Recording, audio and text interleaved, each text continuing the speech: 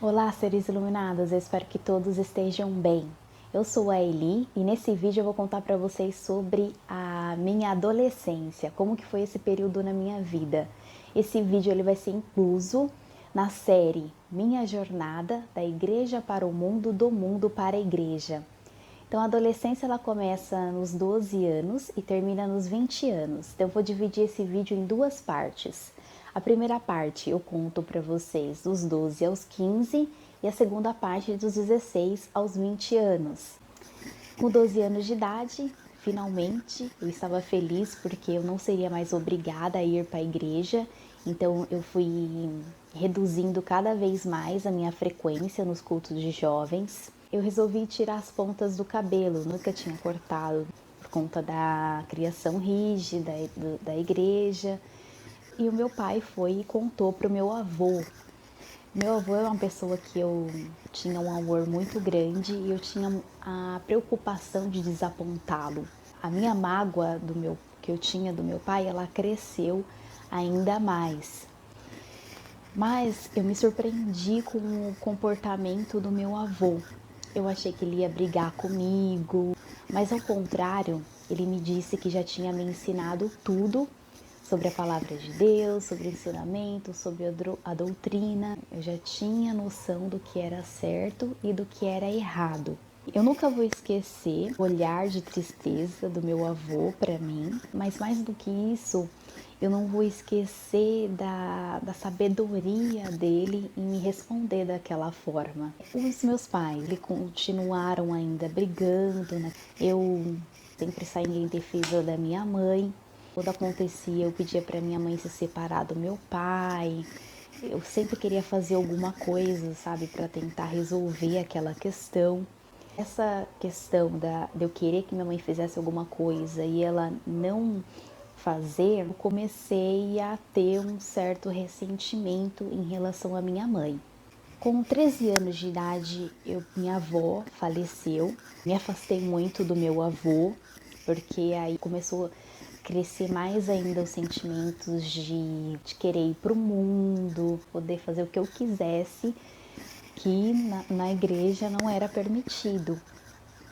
Como meu avô era uma pessoa muito temente a Deus, eu comecei a ver ele mais como um fanático religioso. Então eu comecei a distorcer tudo. Comecei a ficar mais rebelde. Eu fiz amizade com uma menina na escola. Me senti à vontade para contar para ela o que acontecia na minha vida. E aí ela também contou que o pai dela também era violento dentro de casa. Viramos melhores amigas. E aí eu comecei a perceber que não era só eu, né? Eu achava que acontecia violência doméstica dentro da minha casa. Eu estava dentro de uma bolha e eu achava que as coisas ruins só aconteciam comigo. E aí quando eu comecei a olhar, perceber que isso acontecia com outras pessoas, que outras pessoas sofriam, eu parei de olhar só para mim. Então, nesse período, dos 12, 15 anos, começou a nascer dentro de mim aquela necessidade de independência, de ter o meu próprio dinheiro. Eu queria muito trabalhar, eu consegui um bico, na verdade, para fazer colar de miçanga. Aí eu consegui depois um outro bico para fazer lacinho. Eu fui babá. Cuidei de uma menininha de poucos meses. A mãe dela era super jovem na época e ela gostava muito de balada, de curtir a vida. Eu lembro que uma vez ela deixou a menina, não me avisou que não ia voltar para casa e eu tive que cuidar da menina a noite toda. E foi uma noite assim muito difícil, mas isso me deu a noção de responsabilidade de cuidar de uma criança. Engravidar cedo, ter mais a liberdade de curtir a vida. Depois disso, meu pai já não deixou mais, né, nem minha mãe, eu cuidar mais dessa menina. Meu passatempo dos 12 aos 15 anos, como a gente não tinha televisão, era ler livros, revistas. Eu gostava muito da revista Atrevida. E essa revista, ela teve um impacto, assim, muito grande em relação à minha forma de pensar. Com 12 anos de idade, eu sonhava casar virgem, de véu e grinalda, fazer uma festa. E com 15 anos, isso começou a mudar. Aí eu comecei a pensar no primeiro beijo. Tinha amigas minhas que já tinha dado o primeiro beijo e aí ficava naquela cobrança, como assim? Você é BV boca virgem na época. E aí tinha amigas também que já não eram mais virgens. A revista Atrevida, ela trazia bastante assuntos sobre isso, né? Sobre a virgindade, sobre os métodos contraceptivos. E aí eu já não tinha mais certeza se eu queria realmente me casar virgem ou não. Nossa, como era fácil me influenciar. Tinha a mente fraquinha, os desejos pelas coisas do mundo, permitir que entrasse no meu coração assim, sem nem questionar. A autoestima era muito baixa. Comecei a achar que a forma de eu ficar mais bonita era através de maquiagem, relaxamento, processos químicos. Comecei a usar no meu cabelo, porque eu não gostava dele crespo. As minhas amigas ficavam com os meninos na escola e eu achava que nenhum menino ia se interessar por mim. E aí, em meio a tudo isso, o meu avô faleceu. Eu me lembro que no dia que ele faleceu, eu estava na escola, um amigo ia fazer um show e aí ele convidou a gente para ir. E aí eu cabulei a aula. Quando meus pais foram na escola me buscar para me avisar do falecimento do meu avô, a diretora teve que explicar para eles que eu tinha cabulado a aula. Eles foram para o centro de Franco para tentar me achar e aí eu fiquei chocada quando encontrei o meu pai e a minha mãe. Com a morte do meu avô, eu me senti feliz, porque finalmente, né, meu avô não ia mais sofrer. Eu me senti mal também, porque no período em que meu avô mais precisou de mim, me afastei dele e aí ele ficou doente. Eu também já não ia mais visitá-lo, então isso pesou bastante para mim. Depois da morte do meu avô, eu tive um sonho. Foi um sonho que pareceu muito real. Eu não me lembro com detalhes, mas eu vou tentar contar o que eu conseguir lembrar. O sonho era como se eu estivesse vivenciando um cenário apocalíptico. Todo mundo desesperado, correndo de um lado para o outro.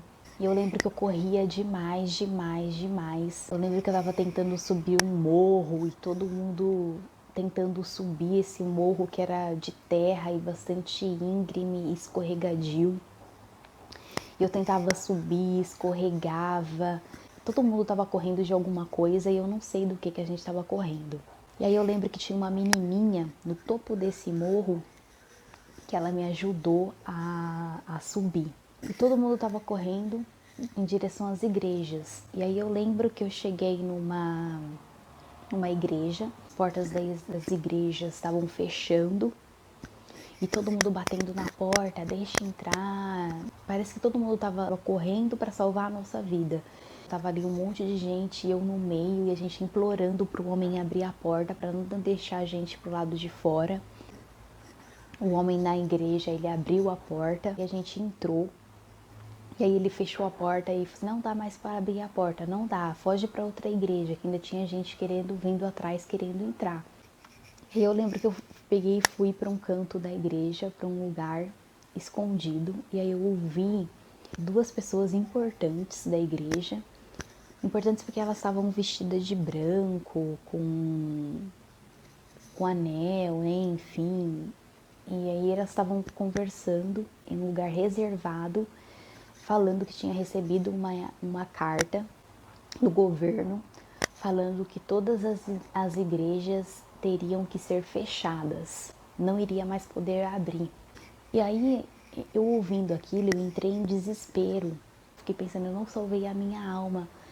E aí eu peguei e saí daquela igreja para ir para a igreja que eu achava que eu tinha que salvar a minha alma. E aí eu corria muito, muito, muito. E aí eu cheguei na rua dessa igreja. Eu lembro que os portões, eles já estavam fechando.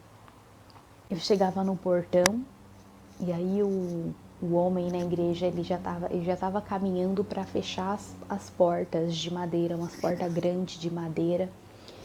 E aí eu gritava no portão, deixa eu entrar, deixa eu entrar. E aí nisso de gritar, eu acordei. Eu acordei em prantos, chorando e suada, suada, suada. Pareceu muito real, muito real. Eu sentia, sabe, o desespero daquelas pessoas correndo pelas suas vidas e as portas das igrejas se fechando, e eu sentia aquele desespero da minha alma, de que eu não tinha salvado a minha alma, que eu precisava salvar a minha alma, e foi muito desesperador. E aí eu acordei gritando, chamei minha mãe. Minha mãe, ela lembra de algumas partes mais do que eu. E a minha mãe ficou tão desesperada quanto eu com esse sonho. Ela foi até buscar, falar com alguns irmãos para ver se conseguia, se eles oravam para Deus revelar, né, o que era aquele sonho. Eu lembro que teve um irmão que ela foi conversar e aí eu contei o sonho. E aí ele falou que Deus ia revelar, né, no momento certo. E aí depois disso eu não quis mais contar mais para ninguém esse sonho. Mas olha, eu senti muito, muito, muito, muito medo. E aí eu já estava então, né, nesse sentimento de não querer mais ir para a igreja, não queria ser mais crente. Eu falava para minha mãe: "Ah, mãe, eu não quero mais ser crente, eu tenho vergonha de ser crente. Se um dia eu tiver que ser crente, eu vou ser crente de verdade." Só que aí eu tinha medo, eu tinha aquele medo de tipo de ir pro mundo e aí de repente Deus me castigar por isso. Eu tinha medo de ser queimada no inferno. Eu lembrava do meu tio falando sobre a história de Sadraque, Mesaque e Abednego, da fornalha de fogo ardente.